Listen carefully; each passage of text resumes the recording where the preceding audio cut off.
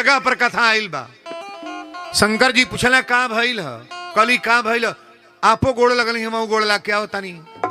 शंकर जी जब ध्यान में देखली तो देखा तनी उता वहां के माता कहली हम, राम जी माता कह के प्रणाम कैली हम। शंकर जी तुरंत बोलल बानी, एक मिनट देरी ना कि यह तनु भेंट सती अब नाही, यह तनु भेंट सती अब नाही, यह तनु भेंट सती अब नाही, यह तनु भेंट सती अब नाही, यह तनु भेंट सती अब नाही, शिव संकल्प कीन मन माही, संकल्प किन मन माही, संकल्प किन मन माही, संकल्प। यह तनु भेंट सती अब नाही, शिव संकल्प कीन मन। बड़ा सुंदर भाव आया है। शंकर जी मन ही मन संकल्प कर लेना, तू हमार मेहरारू अना तुहार हम रिश्ता खत्म। भगवान से छुटले में 1 मिनट का देरी बा। हे परमात्मा, अगर आपको अच्छा बताइए, परमात्मा कभी किसी का गलत करना चाहते हैं का? चाहते हैं? भगवान कभी गलत करना चाहते हैं, लेकिन हम लोग करवाते हैं कि नहीं करवा देते हैं? नहीं करवाते हैं। ये करवाने वाली बात आ रही है। बीच में कथा देखिए, परमात्मा गलत नहीं करते हैं। बहुत लोग कहते हैं बाबा हमारा बेटा मर गया, भाई मर गया, मेरी माँ मर गई, मेरे परिवार में ऐसा नाती मर गया, मेरा दामाद मर गया। परमात्मा कभी गलत नहीं करते हैं। ये भगवान की खेती है, और इस खेती में आने के बाद भी ना समझ आए। आप लोग अपना खेती किए हैं, खेती किए हैं तो गेहूं पकेगा तो काटेंगे कि नहीं? काटेंगे ना। सरसों पकेगा तो काटेंगे। जो भी फसल आलू बोए हैं ना, आलू जब बढ़ जाएगा तो कोड़ेंगे कि नहीं कोड़ेंगे? ऐसे परमात्मा की खेती है। भगवान का कांटा है टाइम। टाइम पर जब आएगा तो टाइम पर काम संपन्न, उसको कोई रोक नहीं पाएगा। बोलो शंकर भगवान की जय। शंकर जी कहना चलो चलो, यह तय शिव संकल्प कीन मन माही, यह तनु सती भेंट अब ये देही से तोहरा भेंट ना बा, लेकिन खुलहर ना कहल है। रौरा पाच के कोनो मालिक रिसिया जाता है में क्यों जान पाई रिसियाल बड़े मेहरारू कोनो मर्दे के बुझी रिसियाल बड़े मेहरारू रिसिया जाता रसोईया परोसत में चिन्हा जाई। तन बनल बाजार बा मार फर्स्ट क्लास में धरी, तनी आगी जिया के तनी पर जाड़ा में धो दी, मार काट काट धई, अचार धरी, नेबुआ का अचार अलगे धरी, मुरई अलगे धरी, मार काट काट खियावा न खूबे। आ तनिको बगड़ल बाजार बा हे तर तकी हे तर धरली सरसोईया ल ल ल खिया भैली। आ वही धैले फिर पूछे नहीं आई, पूछे नहीं आई।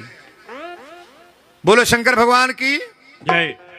एक बार मर्दे मेहरारू में रिसा खिसी भइल है, तब मौगी मर्दा से नहीं बोले, बोल चाल नहीं रहे। आ जाड़ा के महीना यह महीना में रहल, इतना चैली बार के तापत ही रहे, तले मर्दो खा के नहीं करल। तब मौगी बैठ के हे तर तापत या आई बैठ के हे तर तापत आड़े, आगी तापत आलो दोनों जने उहे पड़े आई हे पड़े। तब एगो चुनी छटक के कर धोती सुन गए लागल। ताक तक लाख हो तो का ताके सो उहने मुंह कैले बा ने अपन तापत सो पसंद से आगी धधकल बा। और जब चुनी छटकल इनका धुआं फेंके लागल। हई जाति बड़ी चालू जाति है तर तकलस तकल धोती सुनगत आ बोल चाल है ने कैसे कहीं रोजो रहता आ धोन ले भक दे भरी जाई त कलश खड़ा हो जाई। कौड़ा पर नहीं बैठ के बोले भोजू चलता नहीं। अब कौड़ा पर से हो जू गोइल हे पड़ मुंह क कहतिया केहू के धोती जरे हमरा का लेवे देओग बा, केहू के धोती जरे हमरा का लेवे देओग बा। केहू के धोती जरे हमरा का आ धोतिया हुआ पहिर ले बा टप दे रगौरी का बुतावल है आ कच दे मेहरारू का गोड़े पर गिर गए कहले ले आज से कान पकड़त नहीं कबो रिसियाई बिना। कौन पार्टी बोला भाई? हमार पार्टी बड़ी थेथर पार्टी है। हाँ महिला कौन रिसियाई तो बोले आवतिया है घोड़े पर गिरे वाली पार्टी है ही हो। हाँ गलती नहीं बा हकीकत जान ले आप। कौनो मेहरारू रिसियाई तो मर्दे घोड़े पर गिरे जाई कि चलो खा लो उद्योग नहीं बा। अब तैयारी गजब न बा। लड़कों का लीला अलगे बा हाइयो तल्ला अब एक लाइन बजा दिया घर घर में दहिले बा। आरी घर घर में धैले बा। वीरेंद्र बाबा की बड़ा जोरदार बात हो इतनी पर बैतालपुर में चाहे अगल बगल में हर गांव पर यह बात बा। आरी घर घर में धैले बा बंटवारा के बीमारी आ घरे संगे बाटल जाले।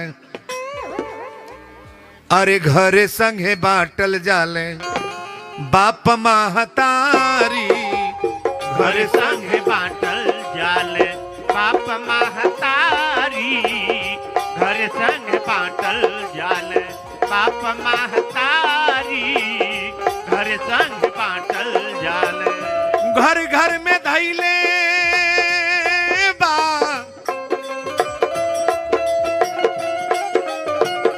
घर घर में धैले बा बंटवारा के बीमारी आ घरे संगे बाटल जाले। बैतालपुर के जितनी बेटियां बहन यहां बैठी हैं महिलाएं गौर करना। खेत बटाता घर बटाता रुपया बटाता ए दुकान बटा गल कौन के ले सबसे पहले प्रश्न उठा था कि माई के करे में रही कजन रौरे यहाँ हो तक नहीं हमारे यहाँ तक खूब होता। बड़का लड़का से पूछा था अपना माई के अपने में मिले अतः हमारा मेहरारू से पूछ लो कही तो रही है। बड़कू के मेहरारू कहते ना ये दादा बुढ़ऊ हमारे में नहीं रही है बुढ़ऊ के नहीं हम अपने में नहीं रहे दे। मझली पतोही से पूछा थे तू बुढ़ऊ के अपने में मिले बू तो मझली कहती हाँ बुढ़ऊ हम हमारे में आवे लेकिन बूढ़ा के हम एक दिन अपने में रहे नहीं दे बूढ़ा हमारे में ना रही है।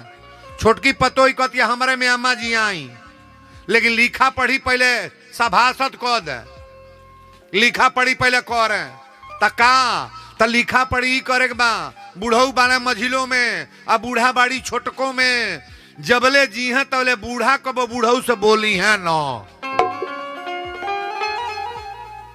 घर बटाता कि मुआवल जाता हो ए घर बटाता है बैतालपुर में होता कि ना नहीं होता। हमारा तब जाता है जौवन होता जौन कहीं होते नहीं। परीक्षा के कर लेबू ब्रह्म के परीक्षा कली ये ब्रह्म है कहले हाँ कली की भगवान है कहले हाँ कली की सच्चिदानंद परमात्मा है अतः हाँ तीन बात कहले शंकर जी लेकिन बात मन ली ना। शंकर जी तुरंत कहले का कि होई हन वही जो राम रचि राखा को करी तर्क बढ़ा वही शाखा।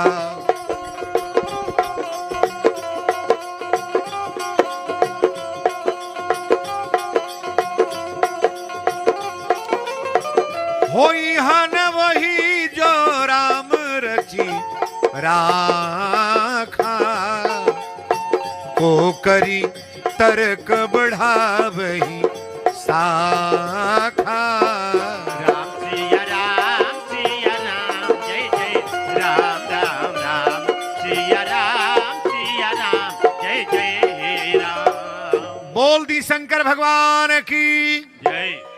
होइहन वही जो राम रचि राखा आ को करी तर्क बढ़ावही। शंकर जी कहले जा नहीं मनबू कहली ना मनबू कहली ना कहले जा, जा जा जौन मन करे तौन कर। होइहन वही जो राम रचि। अच्छा एक बात बताइएगा आपके चाहने से आपके घर में 4 गो गाड़ी हो जाएंगी आपके चाहने से दुकान 4 गो हो जाएगा आपके चाहने से दुकान चलेगी आपके चाहने से कोई खेत खरीद सकते हो, अपने चाहने से आपकी लड़की की शादी हो जाएगी, आपके चाहने से कोई मकान दुकान बन जाएगा, एक भी काम नहीं होगा। रिकॉर्ड मेरा ले लो आप। के नाई चाहेला कि हमारा बेटा के बियाह हो जा, के नाई चाहता लड़की के शादी हो जा, के नाई चाहता घर बन जा, के नाई चाहता खेत किना जा, के नाई चाहता रुपया जमा हो जा, के नाई चाहता कि बेतालपुर में सबसे मैं आगे पोजीशन पर रहूं। लेकिन आपके चाहने से हो जाएगा कि करी चहले पर होई। अरे माई के पकड़ा ना, बिना परमात्मा की कृपा से आप 1 करोड़ प्रयास कर लो, कितनो प्रयाग नहा लो, कोई पूजा कर लो, कितना ही व्यवस्था बना लो, लेकिन हुई है न वही जो राम रची। भगवान को कांटा करके चलो आप, कांटा। और कांटा करने वाला व्यक्ति कभी धोखा में नहीं पड़ता है जी। कांटा करने वाला व्यक्ति कभी धोखा में। एक बात और सुन लो, बनावटी पूजा नहीं, बनावटी पूजा नहीं, बनावटी पूजा कभी ना करो आप। पूजा ना करो बढ़िया है, लेकिन आस्था से पूजा करो। चाहे माता जी की पूजा करो, शंकर भगवान का पूजा करो, राम जी का पूजा करो, लेकिन आस्था से पूजा करो। बोलो शंकर भगवान की जय। शंकर जी कहले ना मनबू, कहली ना मानब, कहले जा परीक्षा ल।